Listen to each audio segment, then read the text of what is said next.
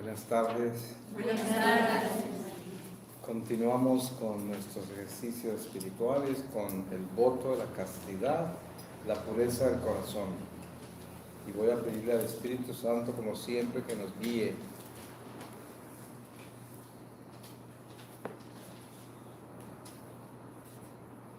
Del libro Según las Crónicas, en el capítulo 9, versículo 1, dice: La reina de Sabá oyó la fama de Salomón y vino a poner a prueba a Salomón con enigmas. Llegó a Jerusalén con una gran fuerza de camellos que portaban perfumes, oro en gran cantidad y piedras preciosas. Se presentó a Salomón y le planteó todo cuanto había ideado. Salomón resolvió todas sus preguntas. No había cuestión tan arcana que el rey no pudiera desvelar.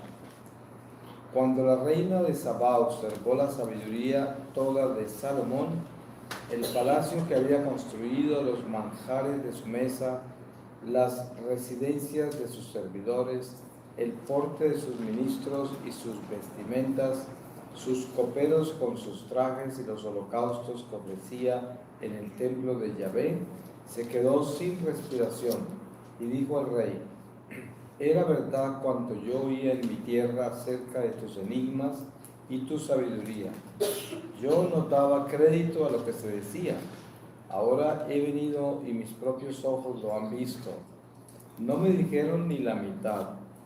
Tu sabiduría y tu prosperidad superan con mucho las noticias que yo escuché. Dichosa tu gente, dichosos estos servidores tuyos que están siempre en tu presencia y escuchan tu sabiduría. Bendito sea Yahvé tu Dios, que se ha complacido en ti, poniéndote sobre su trono como rey de Yahvé tu Dios, y te ha situado en el trono de Israel. Por el amor eterno de Yahvé a Israel te ha puesto como rey sobre ellos para administrar derecho y justicia. Dio al rey 120 talentos de oro, gran cantidad de aromas y piedras preciosas. Nunca hubo aromas como los que la reina de Sabá dio al rey Salomón. Los siervos de Hirán y los siervos de Salomón, que habían traído oro de Ofir, trajeron también madera de algumín y piedras preciosas. Con la madera de algumín hizo el rey entarimados para el templo de Yahvé y para el palacio real, cítaras y salterios para los cantadores o cantores. No se había visto nunca en la tierra de Judá madera semejante. El rey Salomón concedió a la reina de Sabá todos los deseos que ella manifestó, aparte de lo que ella había traído al rey. Luego se volvió a su país ella y sus servidores. Palabra de Dios. Señor. Pues es increíble que Jesús menciona a esta reina, está en un pasaje del Evangelio, como en una conversación que tiene con los fariseos, y les dice que esta reina los juzgará, queriendo decir que esta reina fue más santa que ellos, porque ella vino y siendo pagana reconoce la sabiduría de Salomón, que era Dios mismo, y muestra cómo hasta los paganos encuentran la salvación y lo certifica en esa forma, porque eso quería decir que si esa reina juzga a esos fariseos, quiere decir que ella va a estar en la gloria, porque el juicio es al final y los que juzgan son los del triunfo. Entonces, por eso tiene mucho significado ese pasaje. Cuando mencionamos este voto de la castidad, saltan muchas preguntas, y sobre todo es un voto lleno de cuestiones, porque la castidad, como hablábamos también de la pobreza, superficialmente en la parte material de la castidad se cuida de la carne, del cuerpo. La castidad primera pues se considera que es un guardián de toda la flaqueza de la carne.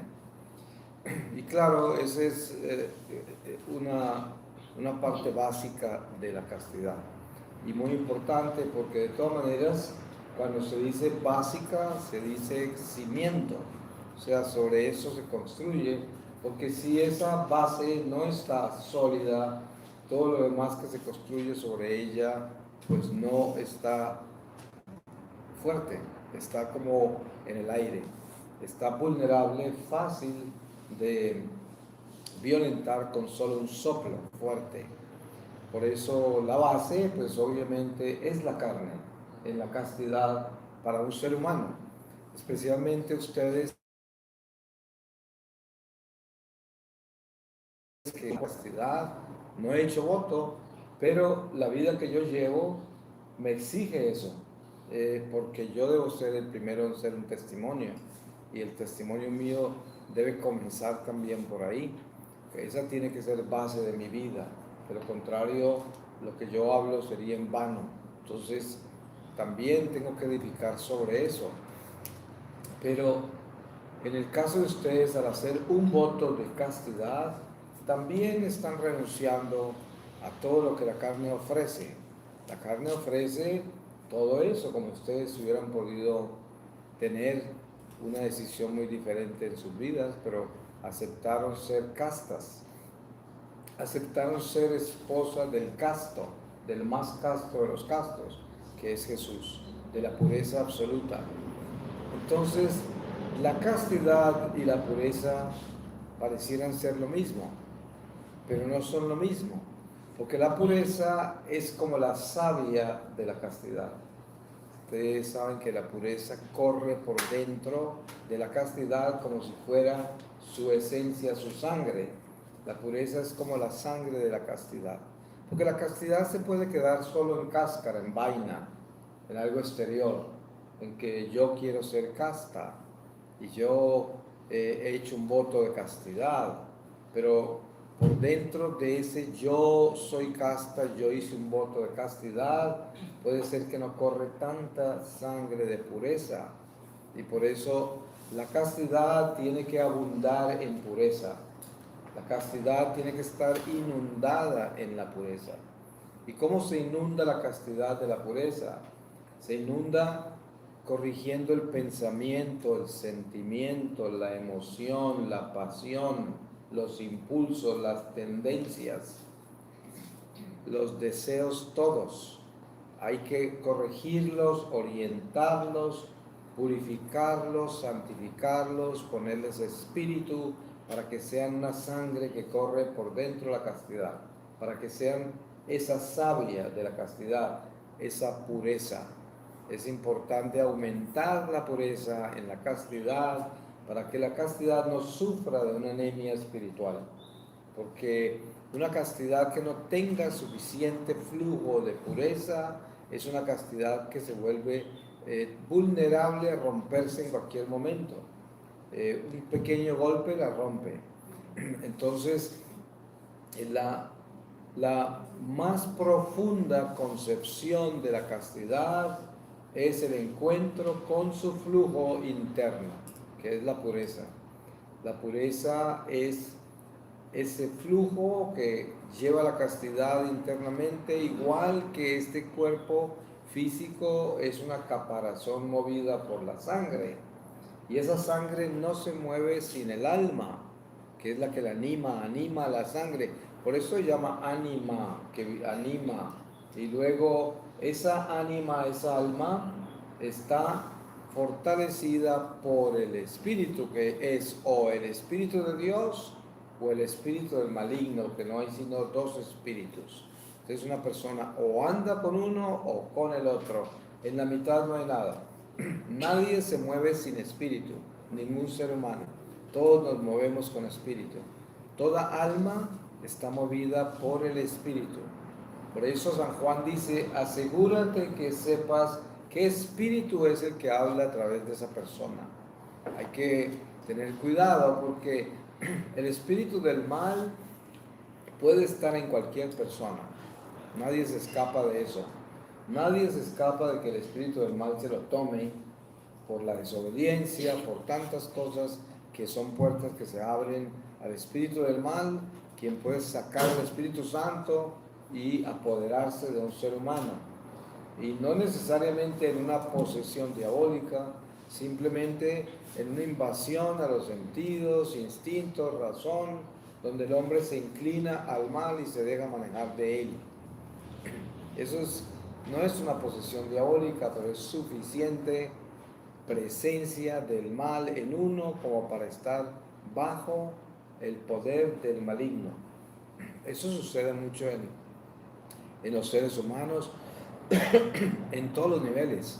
Puede suceder en una comunidad como la de ustedes que de repente alguna de ustedes se puede llenar de soberbia, de orgullo, de pretensión y entra en territorios de desobediencia, entra en territorios de murmuración interior, entra en territorios de vanidad por lo que hace, por lo que piensa, por lo cómo se siente con relación a los demás, y de pronto ese espíritu comienza a tomar más territorio que el Espíritu Santo, y de un momento a otro se puede desalojar la luz y puede quedar embestida completamente en el espíritu del mal, sin necesidad de estar posesa, sino simplemente tomada por un espíritu del mal que es el que maneja todos sus sentidos, todos sus instintos, impulsos, razón, manejados por un espíritu así.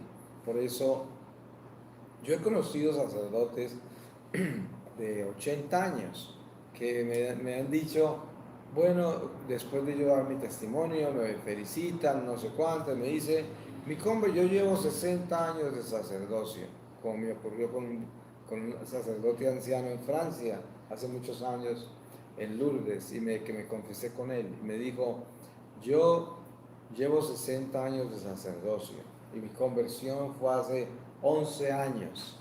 Entonces yo me quedé muy impactado, ¿qué quiere decir con eso? Si es un sacerdote. Y eso era el principio de mi caminar con Dios y mi caminar con las misiones. Pero la realidad es que el hecho de ser sacerdote, el hecho de ser religiosa, el hecho de ser misionero como yo, eso no quiere decir que la persona está convertida.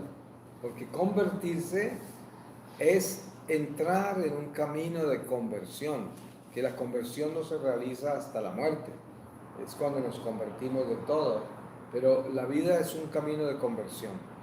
Y sobre todo que hay niveles. Usted entra por la religión primero, y la religión es la que la lleva a usted a ser monja. La religión la lleva en un impulso de estar en la iglesia. La religión la lleva a someterse a todo lo que le ofrece esta comunidad.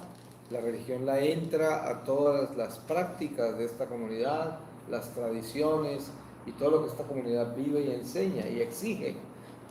Pero después de hecho todo eso, y llegar hasta los votos, y llegar hasta consagrarse, llegar hasta entregarse ya, viene lo más importante, que es el camino de la conversión. Ese camino de la conversión verdadera.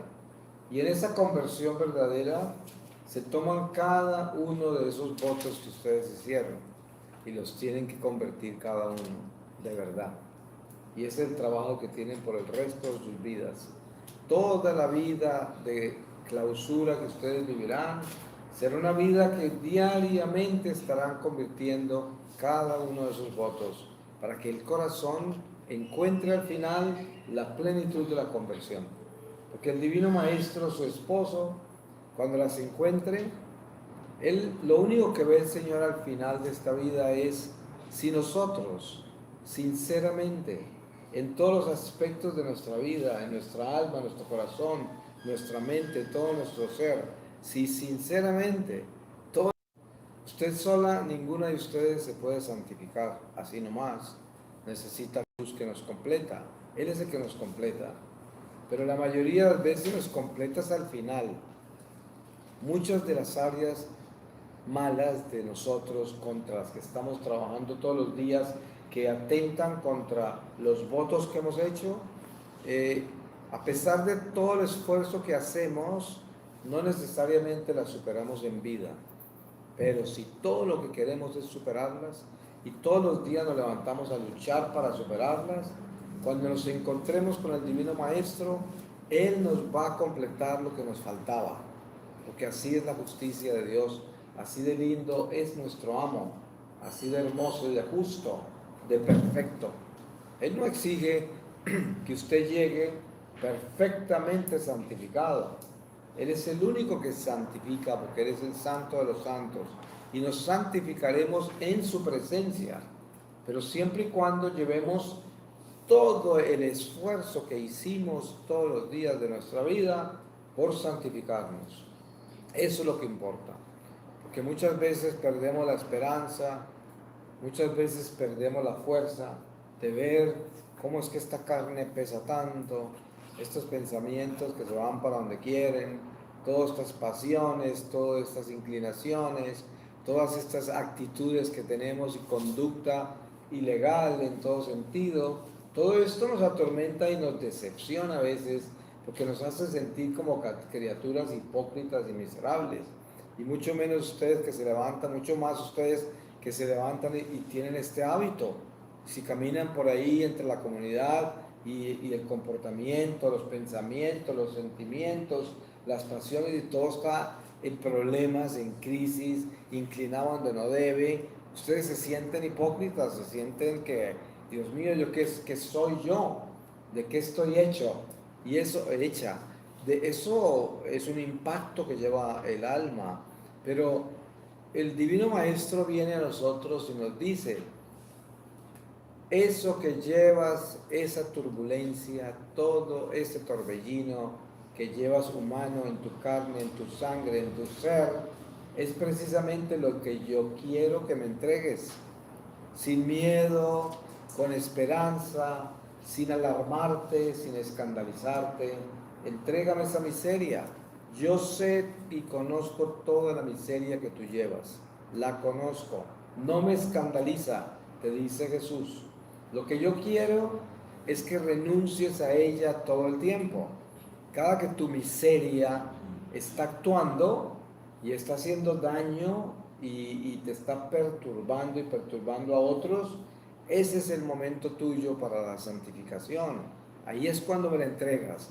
Ahí es cuando me lloras y me pides misericordia. Ahí es cuando renuncias a ella. Ahí es cuando la pisoteas. Ahí es cuando te paras en esa serpiente. Eso es lo que yo quiero.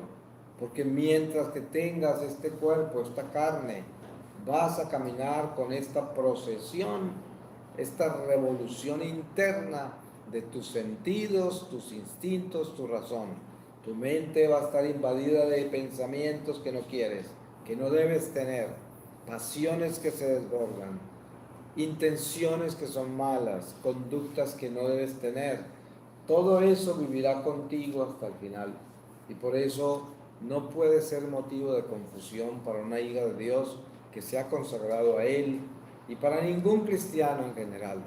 Por eso la vida de clausura les da a ustedes una fuerza extraordinaria que no todos tenemos. Y no es porque sean preferencias, es porque ustedes prefirieron al Señor. Es por eso, lo prefirieron en una forma extraordinaria. Yo no lo preferí en esa forma extraordinaria. Tengo un llamado del Señor y me envió a hacer lo que estoy haciendo. Pero yo también pude haberme ido a un convento de monjes de clausura, claro, y haber entregado todo como ustedes lo hicieron. Esa es una opción que hay en la iglesia, es algo que está abierto y obviamente es una vocación. Por eso ustedes le entregaron al Señor su vida, le dieron el sí para la vida de clausura, como estas jovencitas que están observándolas a ustedes y observando este convento y la vida de ustedes y están preguntándole al Espíritu Santo si esto es lo que Él quiere para ellas y están mirando a ver si se lanzan a ese abismo y todo ese es el proceso que todos vivimos con Dios, ¿no? Entonces yo lo que quiero tener claro en esta reflexión es de que la decisión que ustedes tomaron es una decisión extraordinaria, de la cual la iglesia que es justa, la iglesia católica que es consciente, el católico, el fiel católico que conoce bien el sentido de la fe, debe sentirse muy orgulloso de todas ustedes, porque ustedes representan una fuerza espiritual poderosa e importante en nuestra iglesia, porque ustedes son guardianas de la Eucaristía, guardianas de nada menos que la savia que corre por dentro de la religión. Porque así como la castidad tiene savia que se llama pureza, así la religión tiene una savia que se llama guardianes de la Eucaristía, aquellos que están al frente del Señor, que es nuestro guardián, que es nuestra fuerza, que es nuestra columna hacia la cual estamos atados para cruzar este destierro. Y ustedes son guardianas de lo más importante, que es la sangre espiritual que corre por dentro de la iglesia, que se llama el Espíritu Santo, la sangre de Jesucristo, la Eucaristía. Y por eso, si como ustedes han hecho eso, en cada una de esas luchas que ustedes tienen para fortalecer sus votos, ese ángel tiene una fuerza especial para ustedes, por lo que ustedes entregaron, que no la tengo yo, para fortalecerlas en esa lucha. Porque también el demonio ataca a ustedes con más fuerza que a otros en la iglesia, porque pues ustedes le hacen mucho daño, y entonces él está muy bravo, muy bravo, y él busca cómo hacer daño a cualquiera de sus votos, cómo pervertirlos, cómo disminuirlos, cómo desnutrirlos, en cualquier forma para disminuirlas como personas espirituales, para que ustedes no puedan caminar con ese hábito y con esa entrega como ustedes quieren o como deben y como les llama su vocación, sino que él quiere disminuirlas, las quiere disminuir a través de ustedes mismas. Por eso el diablo es tan astuto que él lo ataca a uno y lo invade en una forma que uno, cuando está portándose mal y todo, cree que la obra es toda de uno, y resulta que no, tiene compañía. Lo que pasa es que está cayendo en tentación y el demonio está trabajando con uno para dañarlo. Entonces ahí es cuando uno tiene que arrodillarse. Cuando usted se encuentre en rebelión y con mala conducta y portándose mal y palabras que no deben salen de su boca, está invadido de pensamientos que no debe tener, pasiones que no debe tener desordenadas, todo, este es el momento de la rodilla. Ahí es cuando el Señor llama a una sierva como ustedes a la rodilla. Es todo lo que le va a preguntar él. Muéstrame tus rodillas, a ver cuánto has orado por eso, porque Señor, mira que no puedo superar estos problemas que tengo de impureza, estos pensamientos, estas pasiones que me llegan, Señor. El Señor le va a decir: muéstrame tus rodillas, hija, a ver cuánto las has doblado, porque yo siempre te escucho. Yo espero esas rodillas aquí en mi presencia, y así sobre esas rodillas yo te doy la fortaleza que necesitas. Pero no te quedes por ahí caminando con tu miseria, porque ese es el llamado del Señor a ustedes y a todos nosotros, pero en particular a ustedes que el enemigo odia en una forma particular. La persona más detestada de la Iglesia Católica por los infiernos es un sacerdote, obviamente, porque el sacerdote es el que nos trae a nosotros a Jesús en una forma extraordinaria. Es el sacramental de nuestra vida, o sea, Él es aquel que nos trae nuestros sacramentos, el que nos perdona los pecados, nos bautiza, nos confirma, nos da la primera comunión, nos casa, nos celebra el funeral. ¿Cuántas cosas no hace un sacerdote? Y esto es para el demonio una pesadilla. El solo hecho que un sacerdote tenga la unción para bendecir el agua, para bendecir la sal, para bendecir el aceite, eso ya hace llorar a los infiernos, porque nosotros somos criaturas inferiores a ellos. ¿Cómo van a resistir que una criatura humana que fue creada inferior que ellos tenga el poder no solamente de ahuyentarlos a ellos, sino de sanar y fortalecer al pueblo de Dios que es inferior a ellos? Esa es la envidia que no pueden sanar, no la pueden sanar. y por eso son tan rebeldes. Por eso San Pablo nos advierte sobre ellos que flotan por los aires entre nosotros y que son jerarquías, están organizados en jerarquías, tienen proyectos establecidos. Miren ustedes, algo importante para entender cómo funciona el diablo, no solamente con sus demonios que cayeron con él del cielo, sino con las almas de los seres humanos que se demonizan por su amistad con el diablo. Las brujas. Muchas personas preguntan, ¿existen las brujas? La respuesta es sí, existen. Hay mujeres, hay brujos también, pero lo más común es una bruja. Hay mujeres que, y la razón por la cual lo más común es una bruja, es porque la bruja tiene útero, tiene vientre materno. Y eso es una fuerza especial en el mundo espiritual que no la tiene el hombre. Y por eso es más común una bruja, una mujer, porque ese útero tiene fuerza espiritual. Aunque no esté dando a luz un hijo, no es necesario, es porque es hembra. Y eso en el mundo espiritual tiene una fuerza especial. Entonces, hay un plano espiritual que obviamente es invisible para nosotros, que se llama el plano astral. Ustedes saben que primero tenemos nosotros lo que es el firmamento, que es el que vemos, ¿no? Luego tenemos la esfera donde se mueven los espíritus del mal.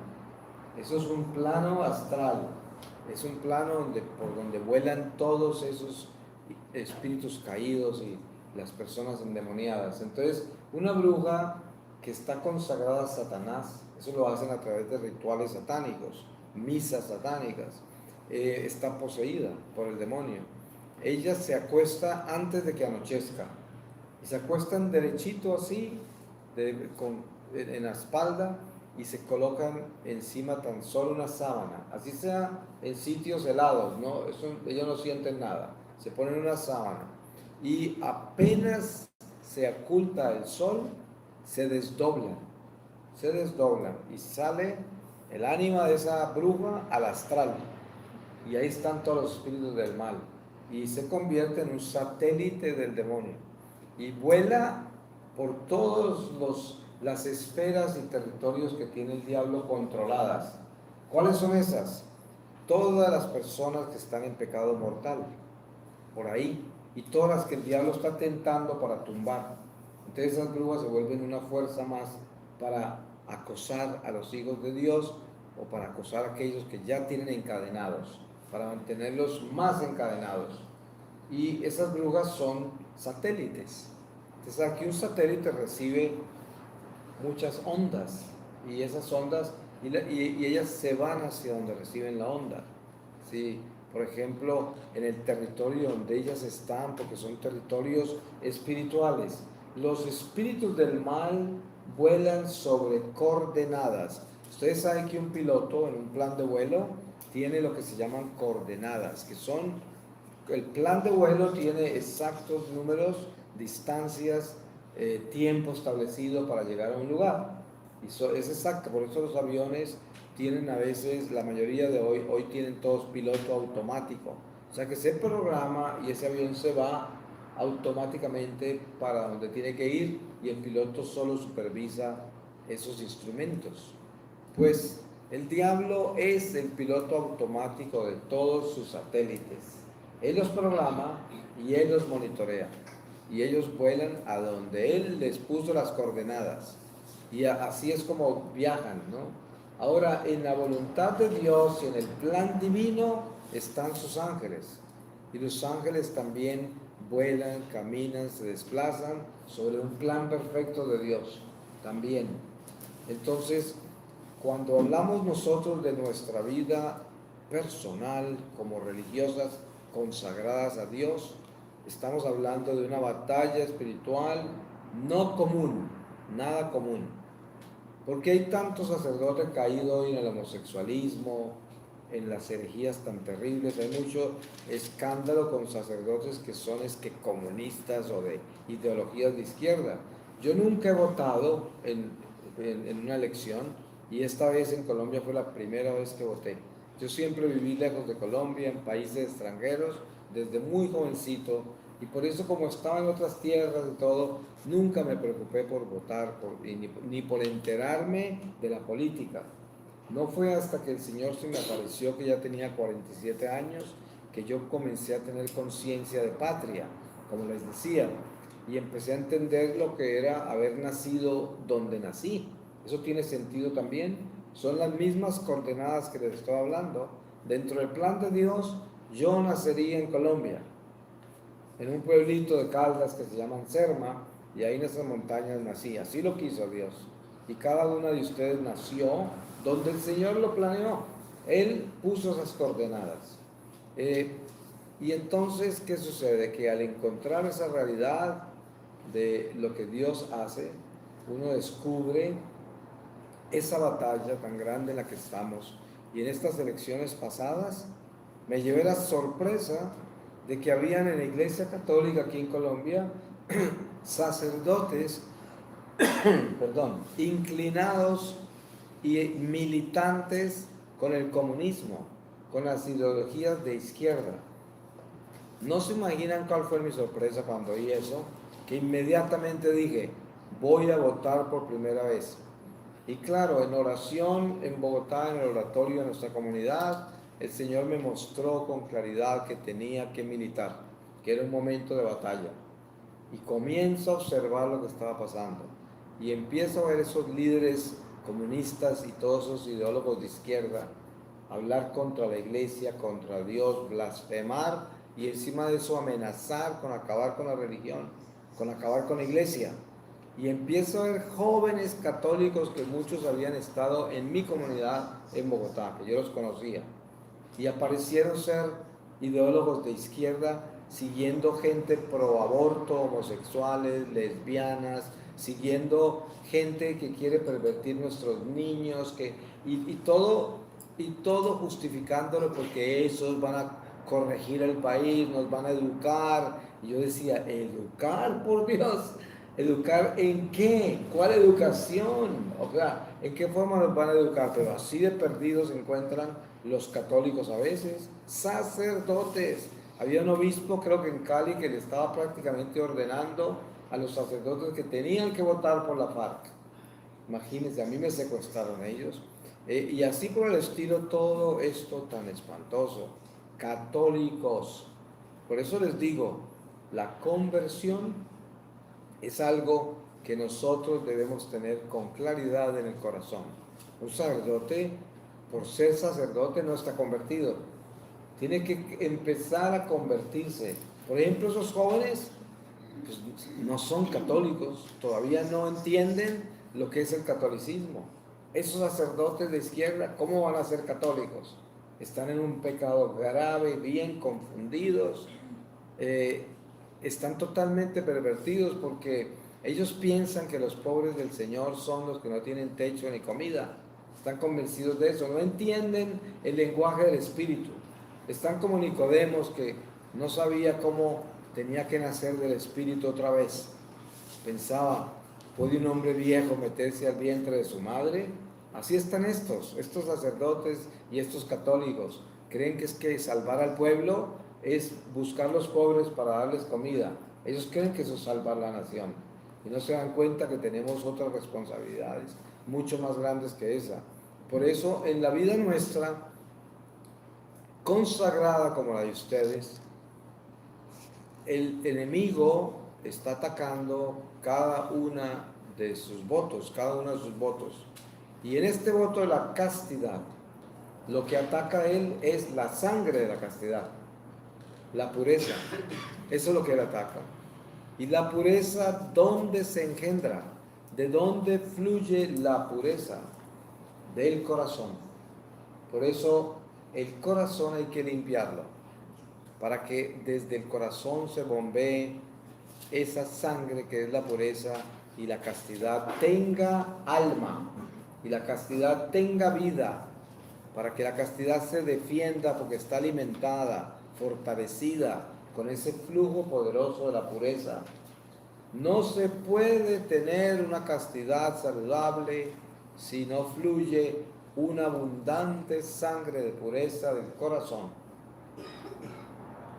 Y tenemos claro, y ustedes especialmente tienen claro por la formación que han recibido, toda la catequesis que han recibido, de que cuando hablamos de la palabra corazón, no estamos hablando de este corazón de carne, estamos hablando del centro espiritual de nuestra vida, el corazón, que ahí es donde habita el Espíritu Santo cuando somos fieles, o el demonio cuando somos infieles, porque es el sagrario del Espíritu, ya sea del bien o del mal, el corazón, el centro espiritual de nuestra vida. Y ahí es donde debemos concentrar todo nuestro trabajo, porque lo que daña al hombre no es lo que entra por su boca o por sus ideas, sino que lo que sale de su corazón. Así lo dijo Jesús, así nos lo enseñó. Entonces ahí es donde debemos concentrarnos. Tenemos que estar velando por ese corazón todo el tiempo. Como dice el apóstol, ahí en el corazón es donde se fraguan los adulterios, el asesinato, todo se fragua ahí, todo comienza ahí. Y luego de que eso está consentido, concebido, asumido, nace el pecado y la acción del pecado. Y se consuma ya el mal. Por eso ahí es donde tenemos que trabajar para que nada progrese hacia el mal y todo se mantenga en el bien. Y sobre todo para que se mantenga la pureza sana, la pureza con salud. Y la pureza con salud se mantiene, como yo les hablaba de la obediencia esta mañana, cómo era que había que obedecerle a la forma que se levanta, la forma que se acuesta, la forma que se viste, la forma en que come, la forma en que habla.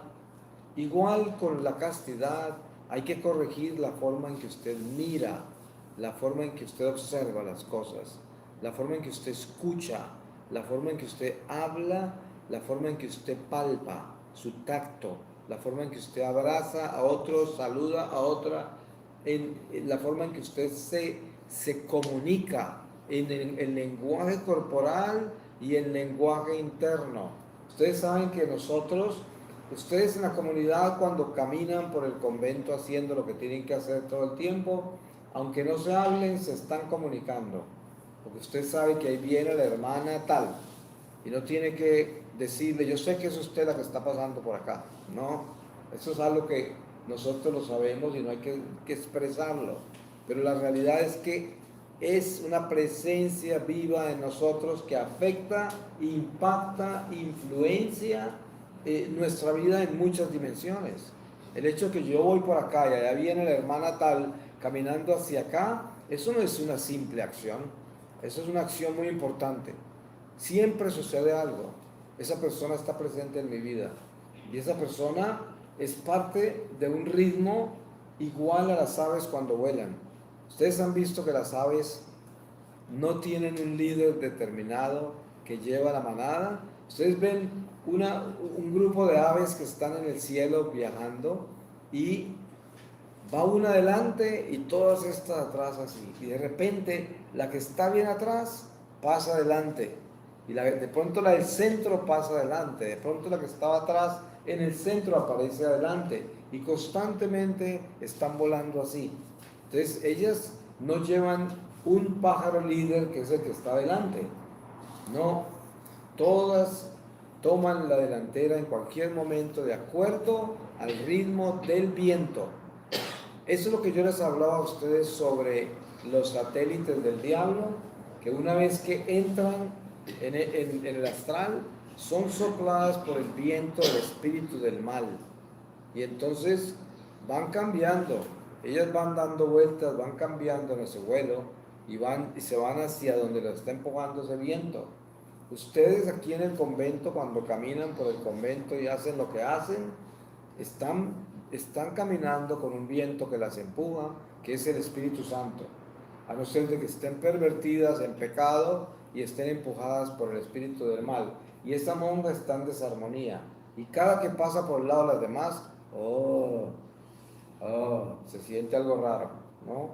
Porque no lleva el Espíritu de Dios.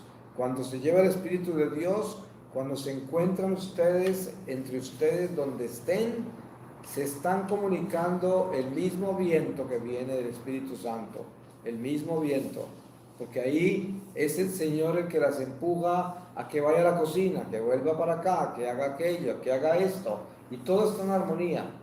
Y entonces el paso de cada uno de ustedes es el ritmo de la vida de ustedes. Y es un ritmo que uno no lo está describiendo, por aquí pasé, aquí voy, allá voy, de acá vengo, ahí viene fulana. No, es algo que lo vive, pero lo está asimilando, lo está asumiendo y lo está también en una forma, la está distribuyendo dentro de su entendimiento, en sus sentidos, en todo. Eso tiene una distribución matemática exacta. Usted, su ser, conoce cuántas veces se ha cruzado con la hermana tal dentro de su vida en el convento. ¿Cuántas veces ha hablado con ella? ¿Qué le ha dicho? ¿Qué no le ha dicho? ¿Qué ha pensado? ¿Qué ha sentido? Todo eso lo tiene marcado en usted. Que nosotros somos seres muy inteligentes. Todo lo tenemos asimilado. Todo. Desen cuenta que, yo no sé si ustedes han observado, pero de pronto dentro del espacio del convento eso no sucede tanto, pero les voy a poner primero un ejemplo animal. Un ejemplo animal. No sé si ustedes se acuerdan de observar un perro y su camita. Hay perros que tienen cama o están buscando dónde acostarse, ¿no? Porque yo crecí en el campo y los perros nuestros no tenían cama. Pero cuando llegué a la ciudad me alarmé de que un perro tenía cama. Yo dije, qué tan raro, ¿no? Perro con cama. Llegué de un tío mío y tenía un perrito y tenía cama. Para mí eso fue una curiosidad porque yo decía, ¿y ese perro sabe que tiene cama? Sí, pues sí sabía, ya llegaba a dormir. Pero eso yo nunca lo había visto en el campo. Pero sí veía que el perro, antes de decidir dónde se va a acostar, empieza a darle vueltas a ese lugar así. Y le da vueltas, y le da vueltas, y le da vueltas y luego se acuesta. Pero primero le da una cantidad de vueltas, ¿no? Y el ser humano es muy parecido en su animal. Mire, usted ve una persona que entra a un restaurante, por ejemplo, y entra y se para en la puerta. Y empiezan a mirar, y le dan vueltas con la mente, no con la cola como el perro. Pero como es un animal racional, no tiene necesidad de mover la cola para encontrar el sitio, ¿no? Sino que con la mente empieza a mirar y dar vueltas en la cabeza y de pronto aterriza y allá, y se va para allá, ¿no? Y ahí es donde se siente bien.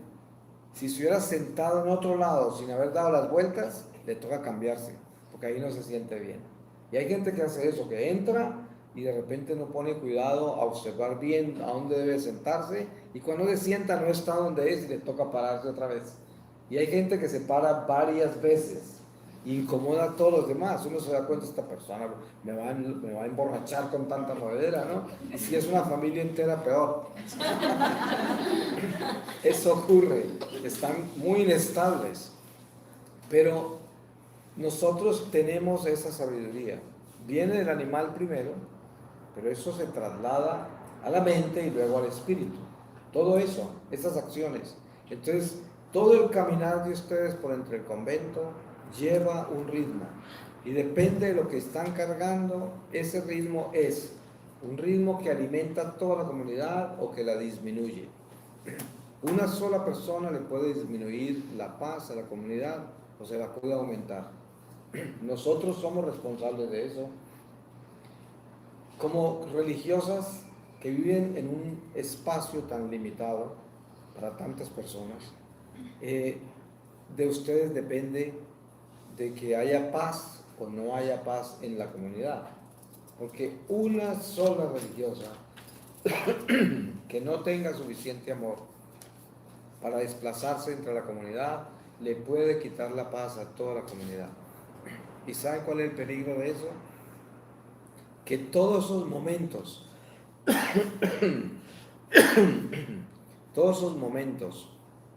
todas esas acciones que se hicieron sin paz y quitándole la paz a los demás, queda marcado en su libro, marcado. Eso es algo que está contra usted. Por eso asegúrese cuando se confiesen de acordarse cuántas veces le han quitado la paz a la comunidad, cuántas veces han entrado el desosiego, todo eso a la comunidad por culpa de su conducta, por culpa de no ponerle cuidado en la forma que se comportan, la forma que llevan su vida, y todo eso afecta a los demás. Es un pecado de comunidad, ya no es un pecado personal. Y por eso, dentro del voto de claustro, que les voy a hablar de eso en otra oportunidad, en ese voto de claustro es donde está envuelto eso que estoy hablando yo. Pero para continuar y terminar ya con la castidad, hay una castidad que es esencial en la vida monástica, en la vida de clausura, y es la castidad de su intención. La intención sus intenciones deben ser castas. ¿Qué es casto? Casto es ser puro. ¿Y qué es ser puro? Puro es ser de Dios. Puro es ser impecable, impecable espiritual y materialmente. Eso es ser puro, impecable, que no quiere pecado, que no quiere pecar, impecable, que no quiere ofender a Dios, no le quiere hacer daño al prójimo. Ahí está la pureza, ahí es donde está la obediencia perfecta, están todas las virtudes, todos sus votos están reunidos en esa pureza. Y por eso la castidad de la intención es la castidad que gobierna y mueve, es como el viento que las mueve a ustedes interior hacia la pureza. ¿Cómo es que esa pureza se va por dentro de la castidad y la fortalece con la intención que tienen, con esa intención? Entonces, esa intención debe ser casta. Yo les pongo un ejemplo de una intención que no es casta. Es que yo busco ser casta y pura porque es lo que tengo que hacer, porque es lo que debo hacer. Ahí no hay castidad, porque la intención está equivocada. Yo no debo vivir la castidad porque tengo que ser casto. Yo no debo vivir ese sentido de la pureza que corre por entre la castidad porque eso es lo que debo hacer para que la castidad sea fuerte. Ahí no hay vida, porque entonces es como decir, mi mamá está enferma y yo la voy a visitar porque debo visitarla cuando está enferma, ¿no? Y acompañarla cuando está enferma. Pero ahí se pierde un elemento muy importante, muy importante. ¿Y cuál sería eso que se pierde ahí, que no se tiene en cuenta? El amor a mi mamá, ¿no? De yo ir donde mi mamá porque la amo. Esté enferma o no, pero especialmente cuando me necesita más, ¿no? Y entonces, eso que me llevó donde ella fue el amor que tengo por ella, pero no la obligación de ir. Como soy hija, me siento obligado a ir donde ella aunque esté enferma. Entonces yo voy donde ella y cumplo con un deber, cumplo con una acción humana que me lleva a acompañarla porque soy hija, ella es madre y debo estar ahí cuando esté enferma. Esa acción no tiene castidad, ahí no hay castidad. Y eso es lo que tenemos que tener claro, ¿no? Yo soy religiosa, estoy consagrada, vivo en este convento, porque eso es lo que sentí que debía ser, que era correcto, que era bueno, que eso me protegía y que eso como que era lo correcto para hacer todo. Y todo eso es una decisión totalmente externa, es muy religiosa la decisión, tiene sentido, es aceptable, pero no tiene nada adentro. Adentro no hay nada, porque eso no es suficiente. No es suficiente de que usted confirme que todo lo que está haciendo está correcto. Eso no es suficiente. Para que sea correcto de verdad, tiene que tener adentro la savia, y es la castidad de la intención. Tiene que haber una intención casta. Tiene que saber que lo está haciendo por amor, que usted se convirtió en religiosa y se consagró porque usted ama lo que mueve la iglesia, lo que mueve este convento, lo que mueve su vida, lo que creó su vida, que se llama Jesús. Ahí es donde usted tiene que tener puesta esa intención. Yo estoy acá porque yo amo a Jesús, que es el que mueve todas las cosas. Y esa es la castidad de la intención. El señorío a Jesús en todo, en todo, en todo. Ustedes son las esposas del Señor y por lo tanto la intención que deben tener para que sea casta es hacerla para glorificarlo a Él. De ahí vienen el ejemplo que se da con las vírgenes necias, ¿no? Porque precisamente las vírgenes necias no estaban ahí por amor al esposo. La prueba está que no tenían el aceite cuando él llegó, porque ellas estaban preparadas para otra cosa, estaban viviendo su vida personal, por eso llamaban necias. En cambio, las vírgenes obedientes solo esperaban la llegada del esposo, del novio. Solamente esperaban eso, y por eso estaban preparadas, porque eran castas en su intención, tenían castidad. Y esto hay que tenerlo claro, porque esa castidad es muy importante tenerla como la mayor intención, ¿no? Esa intención de que yo glorifico al Señor Jesús sobre todas las cosas. Yo le doy señorío a Él aún sobre mi miseria. Cuando yo estoy bien miserable, con una conducta desordenada, cuando estoy haciendo sufrir a mis compañeras en el convento, cuando soy abusiva, cuando no tengo caridad, cuando digo cosas que no debo decir, cuando actúo como no debo actuar, yo debo detenerme, arrodillarme ante el Señor y decir, mira lo miserable que soy. El Señor ama eso, porque Él detestó lo que estaba haciendo, pero al mismo tiempo amó sus rodillas. Y eso es lo que tenemos que tener claro. Él ama nuestras rodillas, porque Él sabe que nosotros vamos a cometer actos que no debemos, todo el tiempo. Somos sus hijos, sus niños, desordenados, rebeldes, pecadores, pero Él es nuestro Padre ordenado, amoroso, que perdona y que nos creó para salvarnos y que nos espera y que confía en que nosotros lo podemos hacer. Y sobre todo ustedes que han tomado una decisión tan importante como consagrarse a Él en esta forma tan extraordinaria como es la clausura. ¿Y cuánto la necesitamos a ustedes en la iglesia hoy? Mire, esta iglesia está al revés, pero más fuerte que nunca. Hay gente toda asustada. ¿Qué vamos a hacer con todo lo que está pasando? ¿Confiamos en el Papa o no? Y tiene, como yo les decía ayer, hay ahora un poco de obispos blancos, racistas, americanos, y un arzobispo perverso que es un homosexual persiguiendo al Papa, y una cantidad de católicos siguiendo a estos hombres llenos de maldad y de corrupción, racistas, y muchos católicos están confundidos. Yo recibo cantidades de correos todo el tiempo de todo el mundo. ¿Qué vamos a hacer? De gente inglés, español, francés, argentinos, mexicanos, de toda parte. Y la respuesta es, ¿por qué nos hemos de confundir? ¿Acaso no sabemos que la cabeza de la iglesia se llama Jesucristo? ¿Y acaso no sabemos que para Él nada le queda grande y sobre todo nuestra miseria humana? La iglesia se puede poner de cabezas, la parte humana de la iglesia, y la iglesia no se va a poner de cabezas, se ponen son los seres humanos. La iglesia seguirá de pie con la cabeza arriba que se llama Jesucristo. Yo no tengo miedo ni preocupación de nada de lo que está pasando. Es más, han pasado cosas peores en la iglesia antes, peores que ahora. Ahora lo que hay es un racismo contra el Papa, porque se prenden de todos los errores de él, que es un ser humano común y corriente. Muchos papas han cometido errores peores.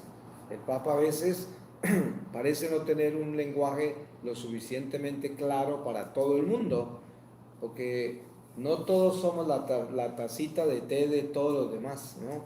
Hay gente que no le gusta el té que servimos nosotros. Y en este caso hay muchas cosas doctrinales y cosas en la doctrina social de la iglesia especialmente que escandalizan los de extrema derecha de la iglesia, que la mayoría son fanáticos de extrema derecha, y lo más horrible de eso es que la mayoría son homosexuales. Ustedes saben que el homosexual que está en el clero, en la iglesia, tiene dos tendencias: o se vuelve un liberal que habla de que el diablo no existe, que no hay pecado para poder justificar su miseria, o se convierte en un fanático Entonces nadie hay tan santo como Él, y es el más santo. Son lo que se llaman homosexuales de closet, o sea que son escondidos, no le dejan saber a nadie que son homosexuales, pero lo son, y son más terribles que los demás. Y de ahí salen los que molestan a los niños. Entonces, nosotros hoy vivimos esa batalla con la iglesia, y hoy más que nunca la necesitamos a ustedes, porque esa batalla, ¿dónde se libra? Ante el Santísimo. Ahí es donde se libra. Tenemos que tener la claridad de que nosotros vencemos todas las fuerzas del mal de rodillas. Así es como las vencemos. Y ustedes han tomado esa decisión de entrar al claustro para interceder por la salvación de las almas, para interceder por la iglesia, la protección de la iglesia, de los sacerdotes, de misioneros como yo, de todos los fieles en general. Hoy debemos doblar las rodillas por el Santo Padre, porque está pasando por un ataque como nunca se ha visto en los últimos tiempos. Todos los papas son atacados, pero este ataque que está recibiendo él, ¿cómo será que todos estos racistas americanos le piden la renuncia al papa? De ese tamaño es gente pervertida. Yo conozco a esos americanos y les conozco su cultura, viví con ellos casi 30 años. La Iglesia Católica de Norteamérica, especialmente esos blancos supremacistas, es una iglesia protestantizada, aunque ellos nunca la van a aceptar, pero son gente que son de un socialismo. Ellos son más humano que espiritual, o sea, de espiritualidad no tienen nada. Entonces juzgan con una severidad espantosa, tienen una lupa puesta para mirarle los defectos a los demás, son escrupulosos de un peligro y encima de todo se creen superiores. Ellos no perdonan que el Papa no sea un blanco, no le quieren obedecer a un argentino, a un latino, eso no lo perdonan, no lo perdonan. Y usted ve quiénes son los que están, pero así, con esa furia, atacando al Papa, y son unos blancos bien feos, americanos, bien feos, y encima de todo bien perversos, y están vestidos de que son unas ovejas, cuando son unos lobos, pero terribles. Yo sé quiénes son ellos. He tenido ganas de denunciarlos públicamente. De pronto me toca hacerlos y continúa así, ¿no? Pero tenemos que doblar las rodillas para pedirle al Señor por el Santo Padre. Y ustedes son una fuerza importante para eso. Pues le voy a pedir al Señor su palabra para que nos proteja.